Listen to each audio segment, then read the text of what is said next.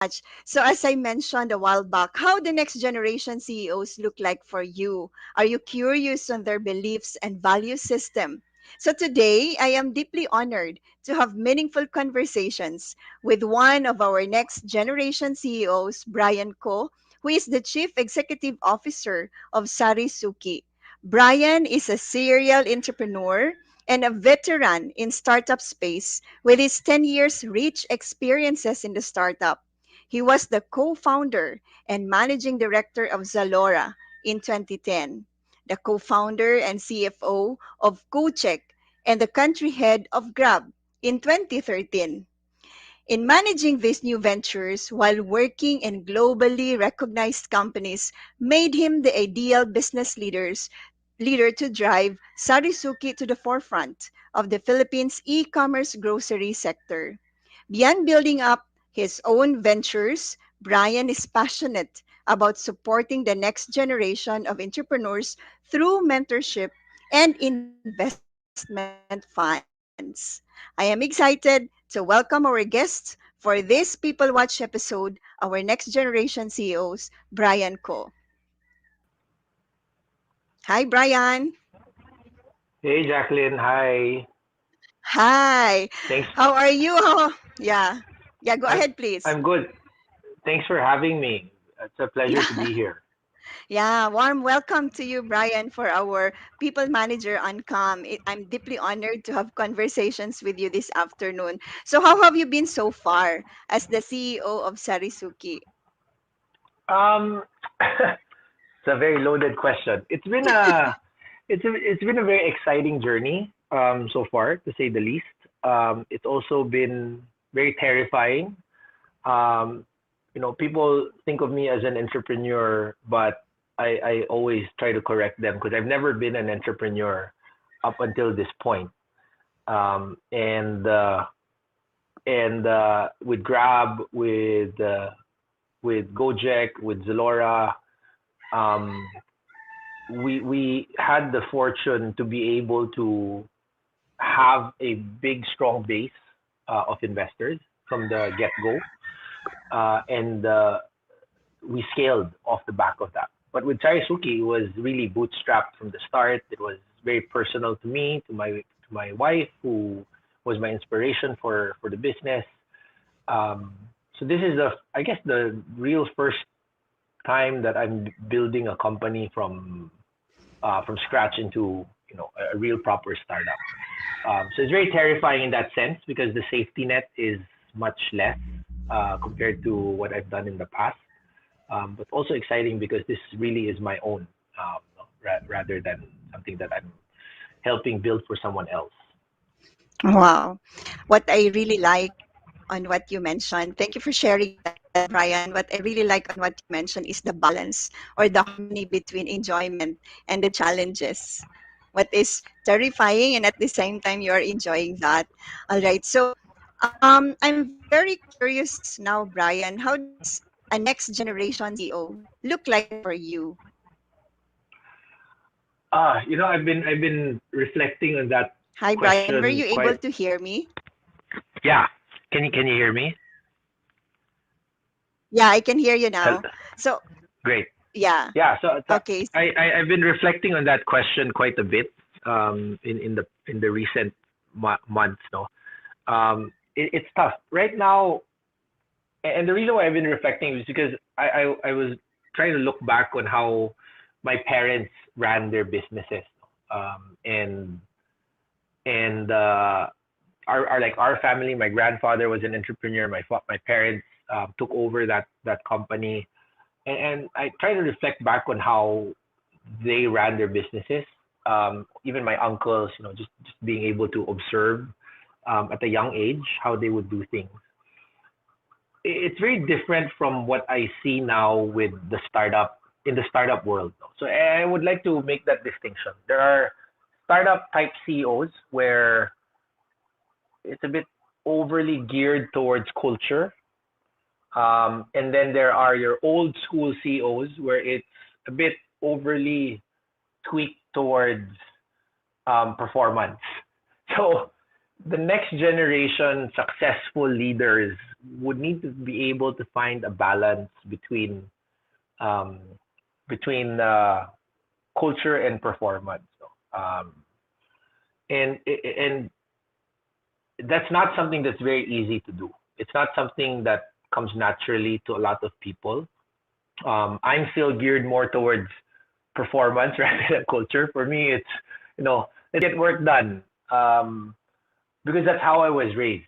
But throughout the years, I also realized that culture is a very important part in you being able to motivate the team and keeping your team, your employees, um, in line with the long term softer goals of the company, the mission, the vision. Right? It's not just about sales figures. It needs to be about why are you doing this?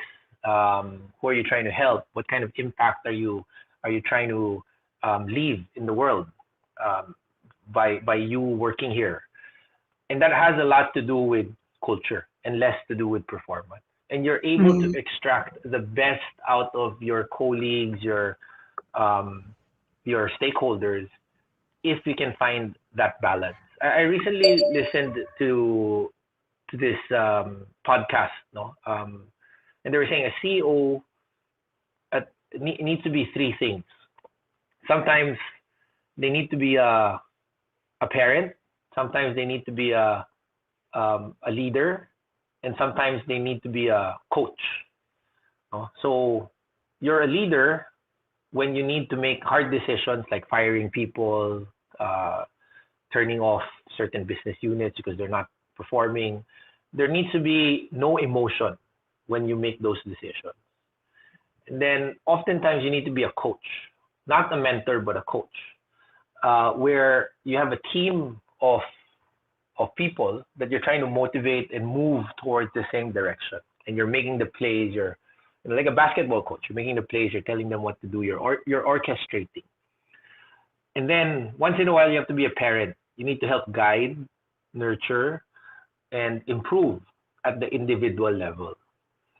So for the young CEOs, they need to know which of these three things that they naturally are. Are they a natural coach? Are they a natural parent? Or are they a natural leader? Because once they know that, they will know what the other aspects of their toolkit and skill set they need to build, yeah, which is very important for any leader to mature in this day and age. Oh, there's a lot of harmonizing on what you are carrying with you as you have learned it in the past, and at the same time a lot of things that you have to let go because it's not serving your current or your present moment. Yeah, And yeah. you mentioned about complementing with the team, what skill sets or your other team may have in complementing with you and you as well with them. I'm wondering, Brian, what qualities or traits you are looking for members of your team today? Well, one thing that's very important for me is the never give up attitude, the grit, um, and the lengths that they're willing to go for what the common goal for the company is. Um, so that's very important. Second would be how well, of course, they get along with the rest of the team. Uh, and sometimes you need to compartmentalize the people you hire. No? Some people you'll intentionally hire because they're mercenaries. They're able to get the job done, but they're not going to stay for 10 years, 20 years. They'll stay for 2 years, 3 years, and you try to extract the most value of them. That's when you're a leader, right? You're not trying to nurture, to mentor, whatever. You have one job to get done. Get it done in the next 2 years. Then after that, let's talk again if you wanna stay here longer or not. And then there's some people that you wanna really build and grow and groom uh, to be part of your next leadership team or even the next successor of certain key roles. Um, you need, and depending on what the person is and what sort of role he fits in, uh, you look for different skill sets. But the common thing underneath all of that is grit, being able to go through the pain and not giving up.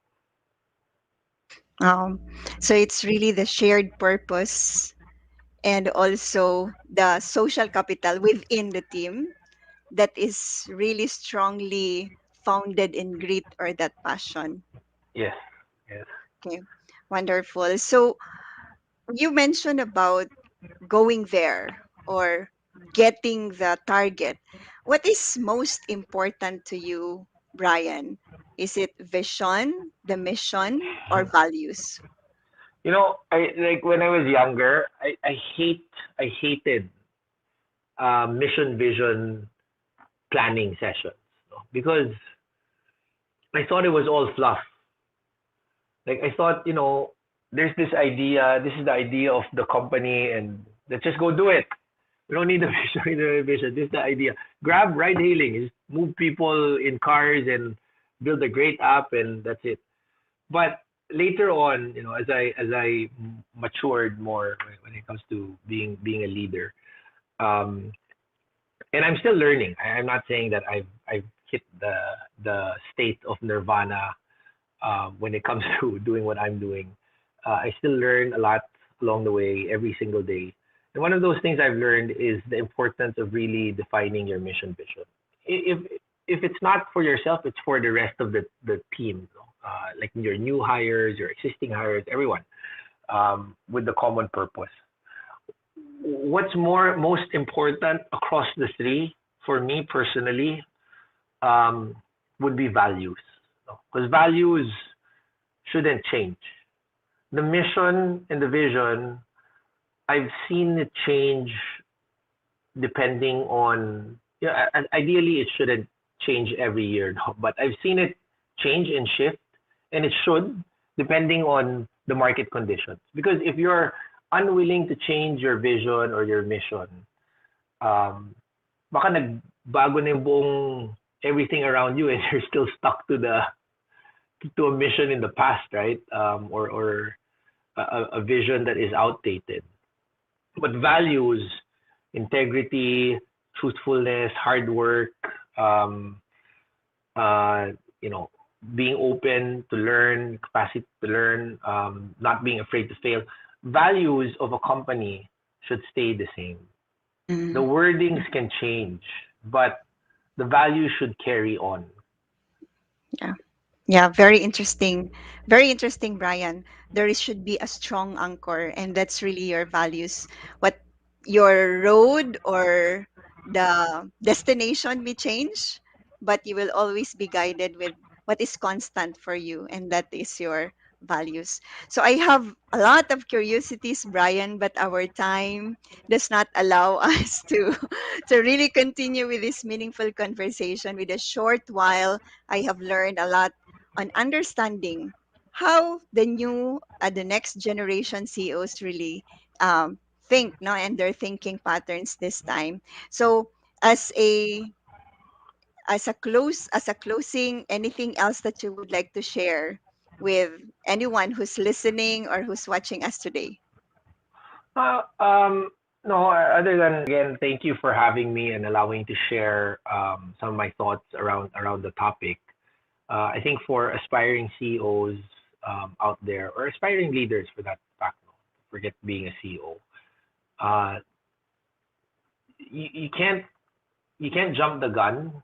Sometimes you need to uh, earn your due to get to that position, and it becomes a more meaningful position rather than trying to be a CEO at too fast, too early. May not necessarily be a good thing. Always be open to new ideas and learn and add that into your uh, toolkit and skill set. And if you think you need help, at some point there's executive coaching that's available. I think this group is a very very strong resource for that. And executive coaching is something that a lot of big large CEOs of large companies get. and being able to access that is something of a privilege. So any time that you have that chance, I think you should take it, and be open to suggestions and how you can improve yourself. And it's always a constant road towards improvement. It's never finished, never Oh, finished. wow. Thank you so much, Brian, for that wonderful message. We need to be open and reflective as we move along. So thank you so much, Brian, and back to you, Joanne.